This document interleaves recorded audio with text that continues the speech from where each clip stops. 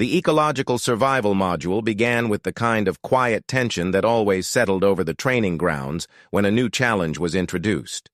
The instructors stood in a rigid line, holding trays filled with identical saplings rooted in small nutrient blocks. The alien cadets whispered among themselves, curious but not particularly concerned. Most of them expected another simple endurance task or perhaps a soil testing exercise. No one imagined anything meaningful would come from such a tiny plant. When Ryan stepped forward to receive his sapling, he paused for a moment, studying the delicate leaves and the thin trunk with a seriousness that made the instructors exchange quick glances. To everyone else, the sapling looked insignificant, but he examined it as if he had just been handed a blueprint to something drastically larger. He ran his thumb lightly across the stem, checking its moisture and firmness, and the expression on his face changed into something quietly focused. The challenge had already begun in his mind. The instructor explained the rules in a sharp voice. Each cadet was to keep the sapling alive and return in 1 week for evaluation. No external tools were provided, and no nutrient packs beyond the starter block were allowed. The instructors expected to see basic survival instincts, consistency, and awareness of natural conditions. Most cadets nodded lazily, already planning to plant the sapling anywhere convenient and leave it alone. Ryan, however, scanned the designated training zone with the eyes of someone searching for hidden variables. He looked at the ridge lines, the way the wind moved the higher grass, the dark streaks in the soil that betrayed underground water, and the flight paths of small insects that hinted at pollinator density. He wasn't thinking about survival. He was thinking about potential. When the challenge officially began, the alien cadets dispersed without urgency. Some planted their saplings in the first patch of soft ground they found. Others shrugged and dropped theirs into shallow pits, patting dirt over the roots with careless hands. Ryan moved in the opposite direction, heading deeper into the territory where the terrain dipped slightly and the humidity increased. He tested the soil with his fingers, crushing small clumps to judge texture and water retention. He smelled the earth, checked for acidity using improvised methods, and examined the thin surface roots of nearby wild plants to understand how deep the moisture settled. His sapling remained cradled against his chest, protected from shifting winds. He didn't rush, because he understood that the first decision, where to plant it, would determine everything that followed. After half an hour of scouting, he stopped at a location where the ground sloped just enough to channel rainwater without drowning the roots. He crouched down, dug a narrow but deep hole using a flat stone, and placed the sapling inside with a level of precision that made the nearby cadets glance at him with mild confusion. He adjusted the angle of the trunk so it faced the sun at a slight tilt, which would encourage stronger root formation as the plant compensated. He added small pebbles around the base to prevent erosion and spread thin strips of shredded bark over the soil to retain moisture. Every movement had intent. Every adjustment revealed that his understanding of ecosystems ran deeper than the instructors anticipated. Once the sapling was in place, Ryan remained kneeling beside it, observing how the wind passed over the leaves and how the soil compacted beneath its weight. The other cadets had already wandered off to talk or rest, assuming the task required minimal involvement. Ryan stayed, analyzing the subtle environmental interactions around the plant as if he were preparing a long-term strategy. In his mind, the sapling was not just a plant. It was the seed of an entire system waiting to be shaped. As the sun climbed higher, he began collecting materials from the surrounding terrain. He gathered dry grass that he twisted into thin ropes, not for decoration, but to create support structures for the sapling's early growth. He formed a small barrier of flexible branches around the plant to deflect larger insects and curious animals. He located a shallow stream nearby and noted the best way to redirect moisture without violating the rules. He wasn't allowed to bring tools, but he was allowed to use the environment, and he intended to use it thoroughly. By midday, the instructors passed through the zone to monitor progress. Most cadets showed only a planted sapling and a bored expression. When the instructors reached Ryan, they paused. His sapling already had a protective ring of branches, a reinforced soil bed, a moisture-preserving layer, and signs of early structural planning that suggested he had no intention of stopping at basic care. One instructor opened his mouth as if about to question the purpose of Ryan's work, but he remained silent, choosing instead to observe. Something unusual was forming, and he decided to let it unfold before intervening. When the instructors left, Ryan sat beside the sapling for several minutes, mapping out the next steps. He counted days, considered growth patterns, and imagined the territory not as a barren training zone, but as a canvas. The challenge asked him to keep a plant alive. He intended to make it thrive, expand, and become something none of the other cadets would even think to attempt. He saw a potential forest where others saw a chore. The whisper of wind through the grass seemed to confirm his direction, and he nodded to himself with a quiet resolve. As evening approached, the cadets gathered at the temporary campsite, discussing how easy the challenge appeared.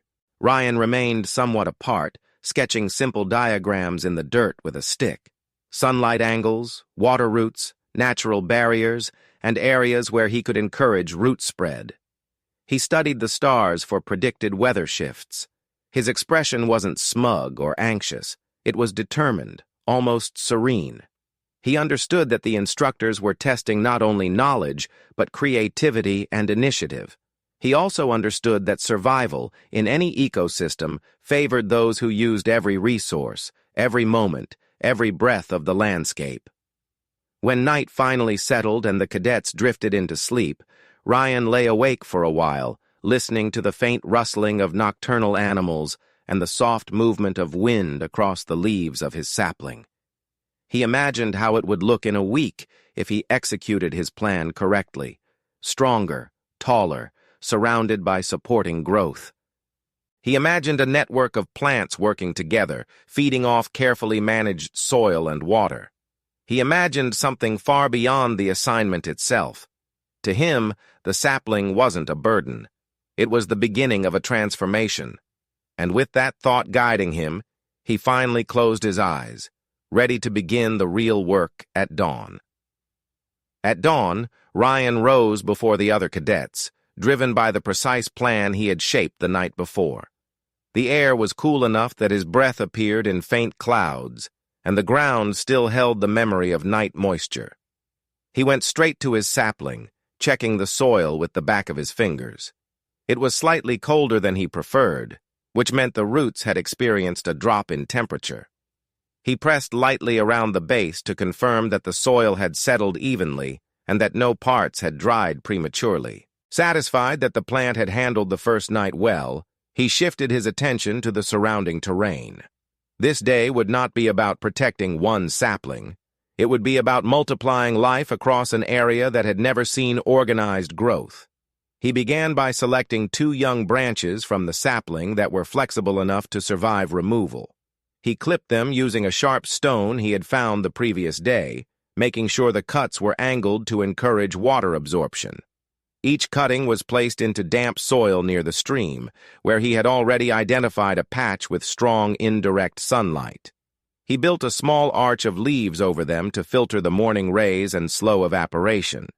He did not expect them to take immediately, but he understood the mechanics of early rooting. Patience and consistency mattered more than miracles. When the first 2 cuttings were secured, he moved farther into the territory to collect additional plant material. He located wild shrubs with vibrant internal moisture and stripped small sections of bark, grinding them into a pulp that he mixed with soil to act as a mild growth stimulant. He had read once that certain fibrous plants on similar worlds produced natural compounds that encouraged root branching, and he hoped this planet's flora held comparable traits. As he worked, the alien cadets occasionally passed by, watching him with amusement. Some whispered that he was overthinking the assignment, investing energy in something that would not affect the outcome. He ignored them. He knew that the instructors evaluated more than just results. They evaluated vision. By mid-morning, the first signs of expansion took shape. He returned to the sapling and gently coaxed a few surface roots outward by loosening the soil around them, allowing them more freedom to spread. This subtle intervention would encourage the sapling to produce new feeder roots, strengthening the plant and increasing its stability. He then gathered fallen seeds from nearby wild plants and buried them around the sapling in deliberate spacing patterns. His objective wasn't to create random growth, but to build layered vegetation, small, medium, and tall, so the ecosystem would evolve into a balanced cluster rather than a chaotic patch of greenery. Every placement was chosen to shape airflow, humidity retention, and light distribution. As the day grew warmer, he shifted to a new phase, grafting. He selected a thick side branch and attached a young cutting from a fast-growing local plant. He bound them tightly with grass ropes until the fibers fused against the bark. The process was delicate because the graft needed pressure, but not strangulation. If the graft succeeded, the sapling would gain characteristics from the native plant, speeding growth and increasing resilience. The instructors had never mentioned grafting, which meant it fell well within permitted creativity. While working, he monitored changes in the environment. A faint breeze carried a slightly mineral scent, which suggested that afternoon heat would dry the soil more quickly than the previous day. He adjusted by forming a shallow basin around the sapling, digging outward to create natural water-catching channels. These channels would collect dew and direct it to the roots, supplementing moisture without needing artificial irrigation yet. Each decision connected to a larger framework that he held in his mind, a forest map that only he could see. By the afternoon, several cadets wandered near him again, drawn by the increasingly organized layout of his territory. One cadet watched as he inserted a cutting into a hole lined with crushed bark pulp. She asked him what purpose the mixture served. He responded calmly that he believed it would encourage rooting. She tilted her head as if uncertain, then walked away with a strange mix of curiosity and disbelief. To her, the sapling was a task. To him, it was a catalyst.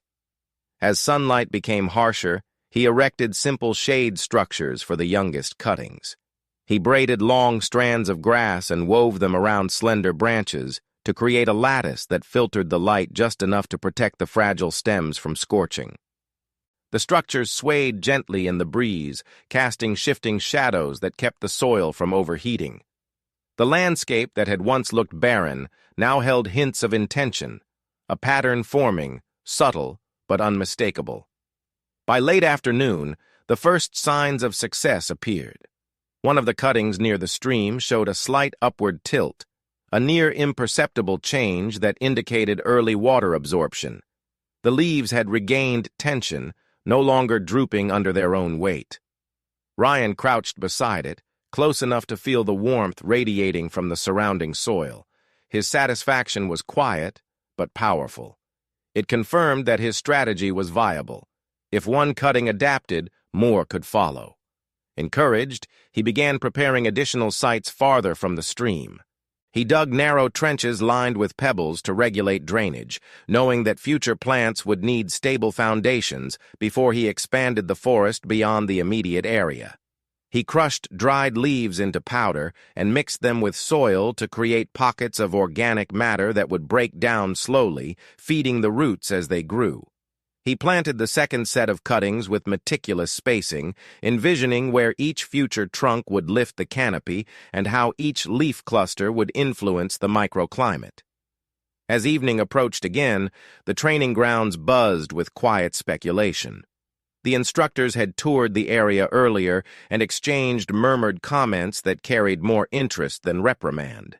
The alien cadets began to realize that something beyond the scope of the assignment was unfolding. While most of them had placed a sapling in the ground and moved on, Ryan had begun reshaping an entire ecosystem. He returned to his sapling before sunset, checking its graft, adjusting the soil again, and whispering a soft acknowledgement of the progress made that day. He traced his gaze across the territory, imagining the coming days, a place where the air would hold more moisture, where young plants would form layers of green, where life would accelerate in ways that seemed impossible within a week. The last light of day touched the horizon as he finished his work. The area around him, once empty and silent, now breathed with potential. Young cuttings rested beneath shade structures. Wild seeds waited beneath the soil, and the sapling itself stood like the core of something awakening. Ryan felt a steady sense of purpose settle in his chest. He knew what he had started, and he understood what it could become. Tomorrow he would push further, expand more, and test the limits of growth. The forest he envisioned was no longer a distant idea. It had already begun to rise from the dirt. On the third morning, Ryan felt the subtle shift in the air even before the sun rose. The breeze was warmer and drier than usual, a sign that the coming days would drain moisture faster than the plants could naturally replenish it. He knelt beside one of the new cuttings and touched the soil lightly, confirming his suspicion. The ground had already begun to crust. If he didn't act soon, the progress he had made would slow to a crawl. He needed water, not in scattered droplets or unpredictable streams, but in a controlled, predictable system that would reach every part of his expanding forest. His eyes moved toward the shallow stream that wound across the training zone. He had noticed earlier that its flow weakened at midday, likely due to evaporation and underground absorption. He followed it now, walking along the bank and studying how the water split around small stones and ridges. The stream's path was uneven, wasting precious water that seeped into unrelated patches of soil. He crouched by a bend, pressing his fingers into the mud and watching how the water pulled back slightly before continuing forward. The behavior confirmed what he needed. With careful adjustments, he could redirect a significant amount of water toward his forest without damming the stream completely.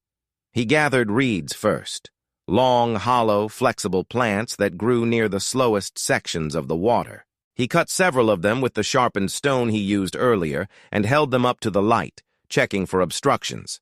Some were partially clogged with sediment, so he used thin twigs to clean them out, creating narrow tubes for water transport. He tested the flow by dipping one end into the stream and sucking briefly on the other, allowing the water to travel through the reed. The movement was strong enough to confirm that the tubes would serve as natural pipes. Next, he constructed a frame of interlocking branches to support the reed channels. He tied the branches with grass ropes and planted the structure firmly into the soil at an angle. When he placed the reeds along the frame, he created a raised aqueduct that carried water downhill toward the heart of the young forest. He built several of these frames, each one aligned to use gravity instead of force. The system resembled miniature irrigation lines, weaving through the terrain in quiet streams that fed the cuttings and wild seeds he had planted. As the first trickle of redirected water reached the soil near the sapling, Ryan watched the earth darken in a slow, satisfying spread. The moisture traveled directly to the roots, bypassing rocks and unnecessary absorption zones. He lifted a handful of damp soil, letting it fall between his fingers and feeling its improved consistency. It had softened, gaining the elasticity that plants required to grow rapidly. He allowed himself a breath of relief before turning to the next phase. He expanded the irrigation by digging shallow trenches that branched off from the aqueduct lines. Each trench traveled to a specific cluster of plants, guiding water like veins distributing nutrients through a living body. He filled the bottoms of these trenches with smooth pebbles, which prevented erosion and ensured steady flow. When the water reached the pebble beds, it dispersed more evenly, soaking the soil at a controlled pace. He adjusted the depth of each trench to balance the distribution so no part of the forest would drown or dry out. By midday, he felt sweat running down his back as the sun strengthened overhead. The stream level lowered slightly, confirming the importance of the adjustments he had made. He spent several hours reinforcing the most vulnerable sections of the aqueducts, weaving additional strands of grass around the reeds to prevent collapse. He pushed stakes deeper into the ground where the angles threatened to shift, and he tested the water flow repeatedly, listening to the faint trickle as it moved through the channels. Every sound reassured him that his creation was functioning. While he worked, a few alien cadets paused at a distance to observe him. One cadet frowned in confusion at the sight of the raised water channels, unsure whether such engineering was allowed or even useful. Another whispered something to her companion, pointing at the growing green patches that now stretched much farther than before. None of them approached, but their expressions revealed a dawning awareness that Ryan's approach was fundamentally different from anything they had imagined. He paid them no attention. His focus was absolute. By late afternoon, the trenches were complete, but Ryan wasn't satisfied. He wanted the forest to grow even during the night, when evaporation slowed and water could seep deeper into the ground. To achieve that, he built a series of clay collectors. He found pockets of wet clay near the stream, shaped it into shallow bowls, and placed them at intervals along the aqueduct. These bowls caught water during peak flow and released it gradually through tiny holes he had formed with a thin twig. It was a simple technique, but one that allowed moisture to remain in circulation long after the stream grew weak. When he positioned the final clay bowl, he stepped back to look at the entire system. The aqueducts curved elegantly through the terrain, their heights calculated to maintain stable pressure. The trenches extended into the emerging clusters of green, marking where new life would soon take hold. The clay collectors gleamed faintly under the afternoon sun, ready to work through the night. Everything functioned not as a collection of parts, but as a single organism he had designed with precision. As the sun dipped lower, Ryan revisited the earliest cuttings. The leaves were firmer than before, and some stems had begun to push slightly upward, signaling healthy development. The soil beneath them was cool and moist, thanks to the irrigation channels. He gently touched one of the stems and felt the faint tension that hinted at coming growth. His efforts had not just preserved the plants, they had accelerated them. He moved next to the sapling at the center of the forest. Its leaves fluttered softly in the warm breeze, and its trunk now held a stronger, steadier posture. The graft he created had not yet shown visible changes, but the bark around the binding had darkened slightly, a promising sign that the two plants had begun integrating. The sapling absorbed water more efficiently than the surrounding plants, strengthening into the anchor he had always intended it to be. When he finished checking each part of the network, he ended the day by observing how the water moved under the dimming light. The aqueducts glowed in thin streaks where the sun caught the surface. The trenches glistened as water traveled through the pebbles. The green patches pulsed with new energy, responding to the steady nourishment. Ryan felt a quiet pride settle in his chest. He had not simply built an irrigation system. He had created the first breath of a living forest. As darkness approached, he remained seated on a high patch of ground overlooking the network. He listened to the soft trickling of water, the sound of life beginning to take root in a place once considered barren. Tomorrow he would begin the next stage, strengthening the forest vertically. For that, he already had plans forming. Plans involving rope, elevated structures, and a canopy that would grow above the ground just as richly as the roots below it. By the morning of the fourth day, the young forest had reached a point where Ryan could finally shift his attention upward. The moisture in the soil was stable, the cuttings had begun to adapt with visible confidence, and the saplings stood sturdier than ever. The air held a faint scent of wet clay and growing leaves, a scent that carried the promise of a developing ecosystem. Ryan walked slowly through the expanding green, listening to the soft rustle of branches that only a few days earlier hadn't existed. He had built the foundation. Now he needed to build the structures that would lift the forest toward the sky. He chose a cluster of trees that had grown quickly near the stream-fed section of the irrigation network. They were not tall yet, but they had strong central stems and flexible branches that could support lightweight construction. He examined each tree carefully, checking the angle of the trunk, the spacing between branches, and the resilience of the bark. He pressed gently against the main stems to test their resistance, noting how much force they could handle without bending too sharply. The forest was young, but youth made it pliable. If he built wisely, the structures he created would grow together with the trees, forming a stable canopy settlement by the final days of the challenge. He began weaving ropes from the long grass that grew near the water. The grass had absorbed moisture from the irrigation system, making it softer but still strong. He twisted it tightly, then braided 3 strands into a thicker cord, repeating the process until he had a collection of ropes of different lengths. He tested each by pulling with his full strength. The longest rope held firm, flexing without tearing. It would be enough to support the platforms he planned. Next, he searched for bark panels. Some of the older shrubs on the outskirts of the forest had naturally shed their bark in large, curved sheets. He peeled a few loose sections, careful not to harm the living interior of the shrubs, and softened them by soaking them briefly in shallow pools formed by his irrigation channels. Once softened, the bark became flexible enough to shape into panels. He reinforced the edges with smaller branches and tied them securely with grass cords. Each panel formed a lightweight but sturdy plate that could serve as flooring. With materials prepared, Ryan climbed the first tree. He used one of the ropes as a harness, looping it around the trunk and pulling himself upward with careful precision. He reached a stable fork between 2 branches and sat there for a moment, observing the view of his forest from above. The young plants created a mosaic of greens that shifted subtly in the moving sunlight. The aqueducts and trenches formed patterns across the terrain that blended with the natural flow of the land. It wasn't just a forest anymore.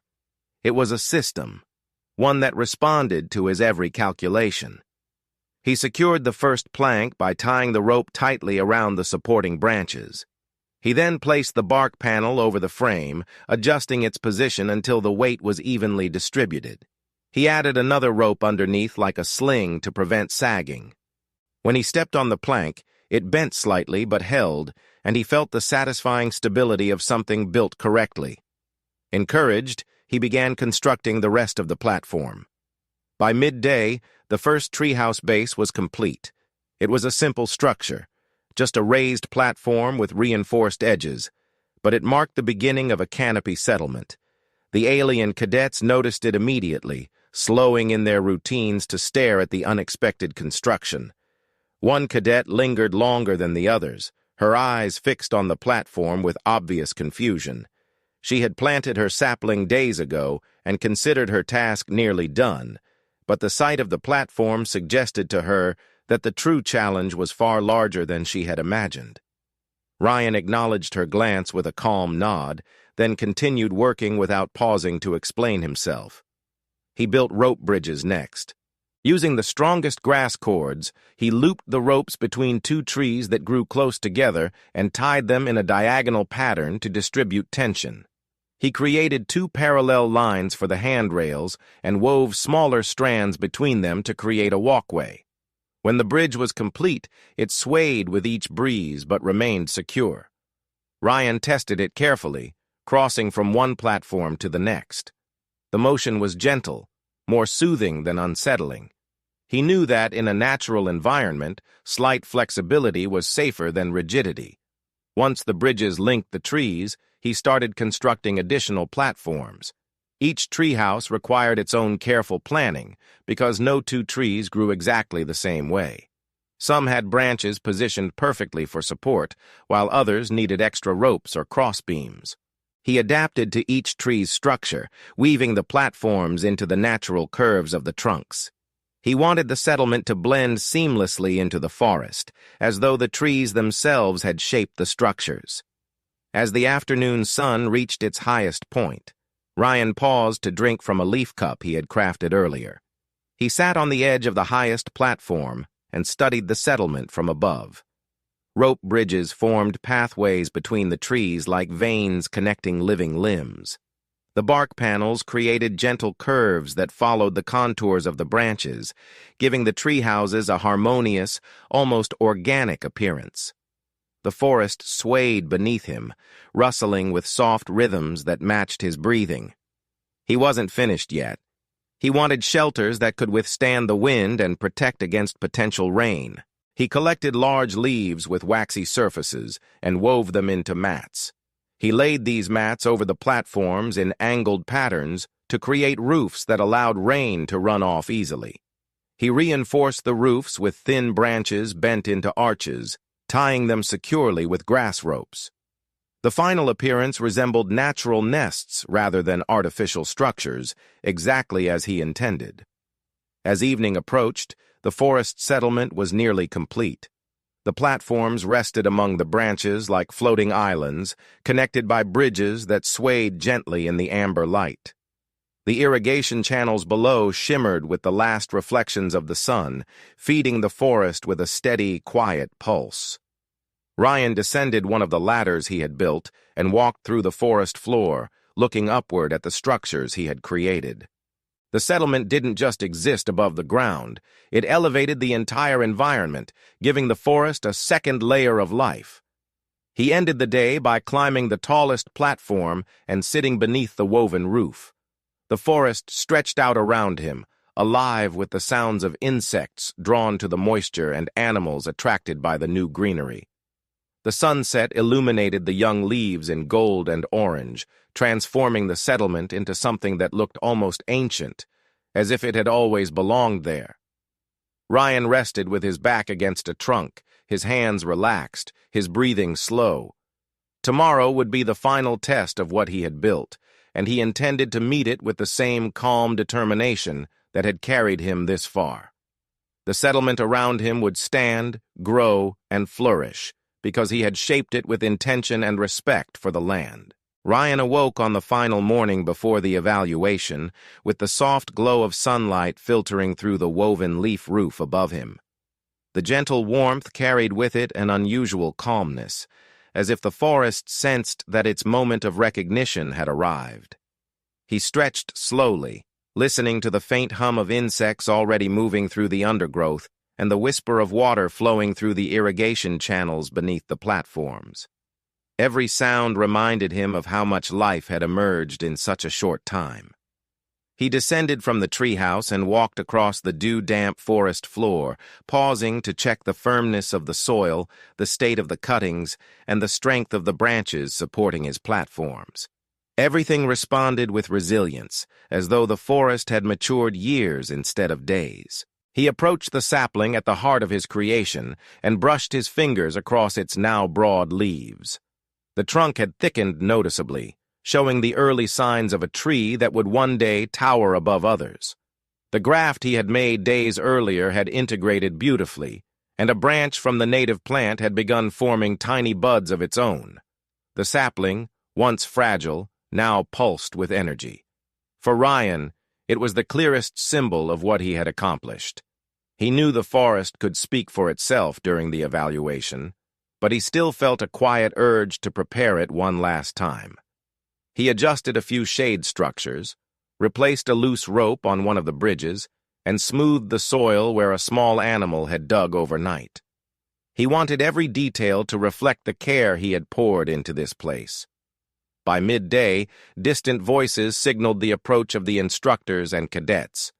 Ryan returned to the central clearing, standing among the trees he had nurtured. He watched the others arrive in small clusters, each carrying a single sapling in hand or guiding the instructors toward a lone plant that had survived the week. The difference between their efforts and his forest was striking enough that whispers began spreading through the group. One cadet stopped in her tracks when she saw the rope bridges overhead. Another looked around, baffled, trying to understand how the once barren landscape had transformed into layered greenery. Even the instructors hesitated briefly at the tree line, uncertain whether they were meant to step into the dense vegetation or wait for clarification.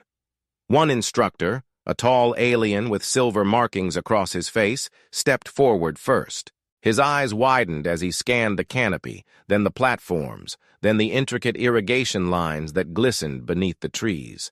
He blinked several times as if attempting to reset his perception. He had expected a sapling. He had not expected a functioning micro-ecosystem with engineered water flow, vertical structures, and interconnected habitats. He motioned for the other instructors to follow, and they entered the forest with slow, careful steps, as though afraid to disturb something delicate. The forest, however, responded with calm acceptance, its branches swaying gently in greeting. Ryan guided them toward the central sapling, speaking only when necessary. He explained the placement of each trench, the purpose of the aqueducts, and the reasoning behind the layered planting system. He pointed out the cuttings he had cloned, the wild seeds he had cultivated, and the grafting techniques that had accelerated the primary tree's growth. The instructors moved through the space almost reverently, tracing their fingers along the reinforced bark panels of the platforms, studying the bridges with fascination, and crouching to test the soil for themselves. One instructor dipped her hand into a clay collector, letting the remaining water flow over her palm. Her expression shifted into one of astonishment as she realized how slowly the water released itself into the ground. When the group reached the treehouse settlement, the reaction intensified. An instructor stepped onto the lowest platform, pressing his foot down carefully. The structure held without strain. He tested the ropes, touched the woven leaf roof, and stared upward at the next platform with disbelief spreading across his face. He asked Ryan how long it had taken to build each one, and Ryan explained his process calmly, describing how he shaped each structure around the natural strengths of the tree rather than forcing the tree to adapt to the structure. This answer left the instructor speechless. The cadets behind him exchanged looks of mixed admiration and shock. The evaluation, meant to be swift, stretched into a long, exploratory tour. The instructors inspected every part of the forest, the root systems strengthened by controlled moisture, the layout of the trenches, the placement of plants according to sunlight distribution, and the elevated shelters that blended into the canopy. The deeper they walked, the clearer it became that Ryan had not merely exceeded expectations. He had redefined the meaning of the assignment itself. Finally, the lead instructor returned to the central clearing and addressed the group. He spoke with a firmness that carried both authority and awe.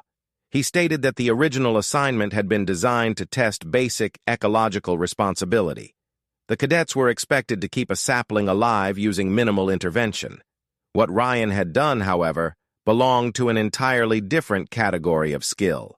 He had demonstrated not only an understanding of plant survival, but also environmental engineering, biological adaptation, structural design, and long-term ecosystem planning.